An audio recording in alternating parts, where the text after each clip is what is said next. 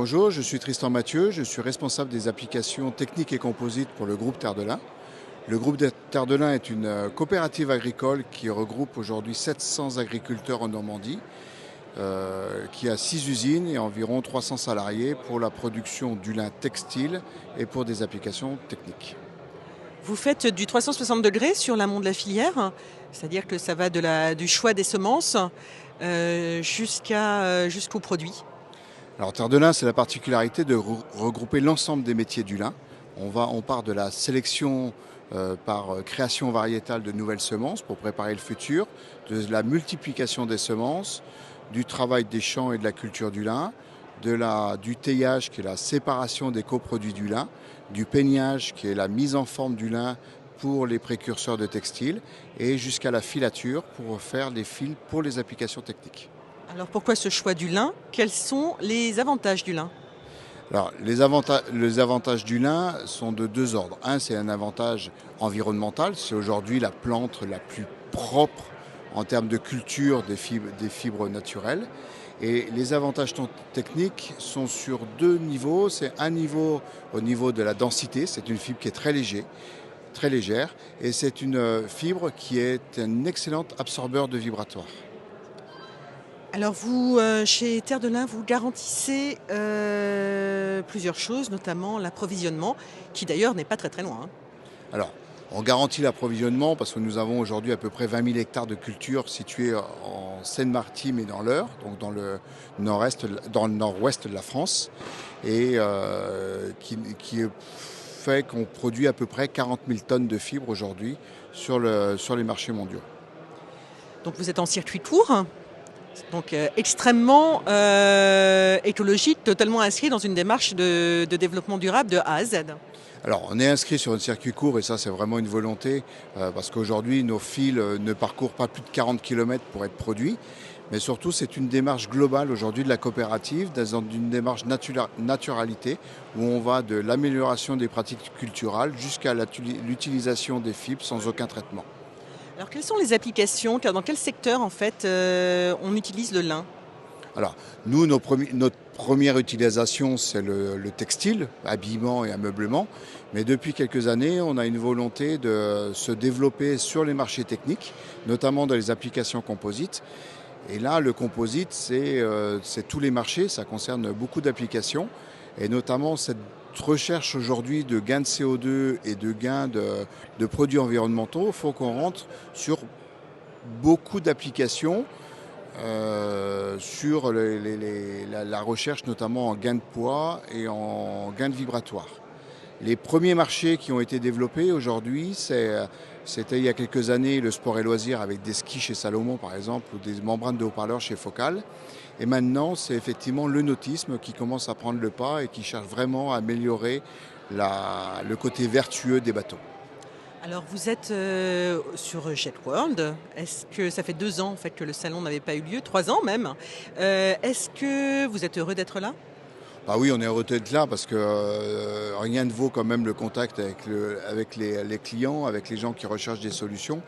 Et ce qui nous permet aussi de démontrer le savoir-faire de nos produits, de savoir aussi de l'évolution de la filière et cette organisation qui permet de nous montrer ça. En plus, cette année, c'est vrai que nous, on a bien travaillé et qu'on a commencé à intégrer la supply chain traditionnelle des composites, notamment avec un partenariat chez Certex. Alors on est le 3e jour du salon, le dernier jour. On peut déjà tirer un bilan. Est-ce que ça a été positif?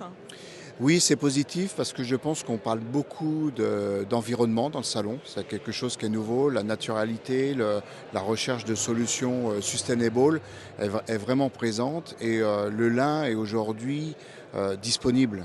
C'est-à-dire que ça nous permet de démarrer les projets tout de suite. Alors justement, j'allais vous demander, la crise des matières premières, vous ne connaissez pas vous? Ben nous, on a de la matière première. Alors, le problème, c'est de s'approvisionner et de faire venir des machines, parce qu'on a des problèmes sur l'électronique. Mais nous, la matière première, elle est rentrée dans les hangars depuis le mois de septembre.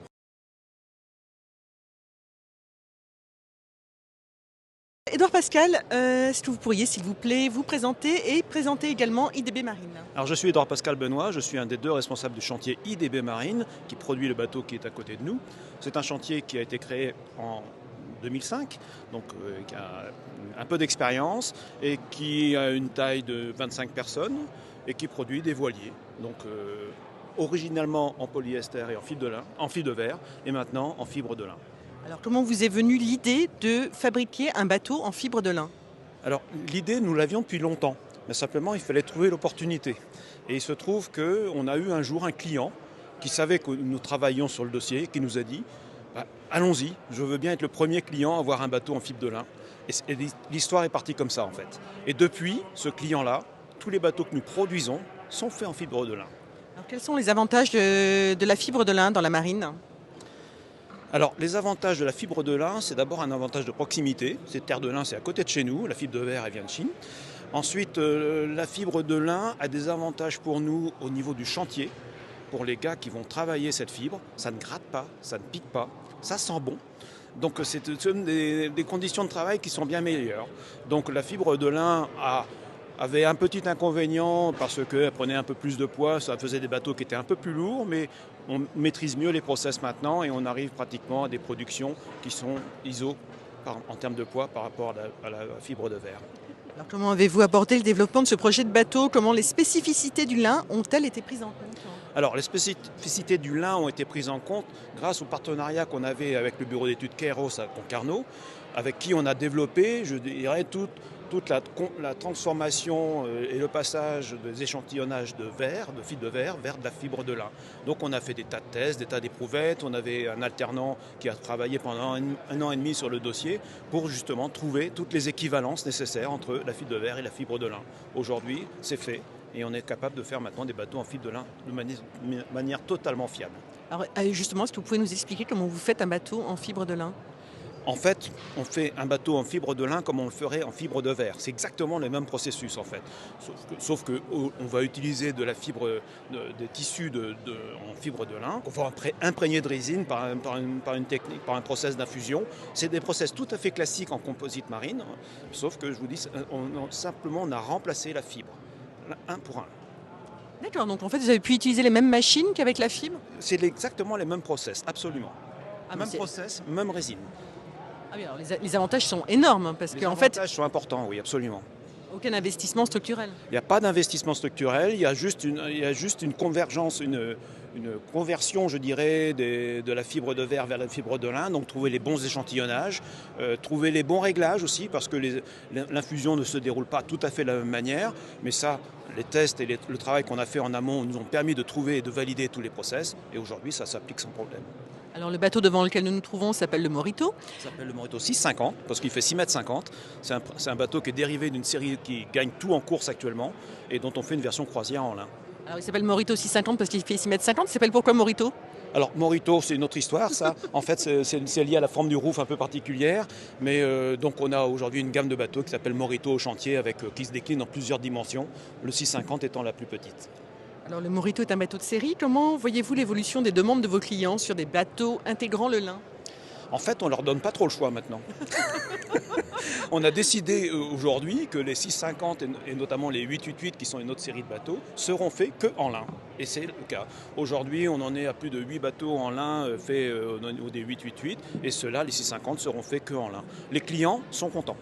Alors comment voyez-vous l'avenir? Bien. Bien, tant qu'on a du lin qui arrive de France, tout va bien. Non, ça se passe bien. Ça se passe bien. Vos clients sont majoritairement en France ou alors vous commencez à exporter? Alors on commence à exporter, on a des contacts à l'international et aujourd'hui c'est 10% de l'activité, mais aujourd'hui on est connu internationalement. Alors grâce à ça et grâce à nos produits en effet qui sont un peu innovants.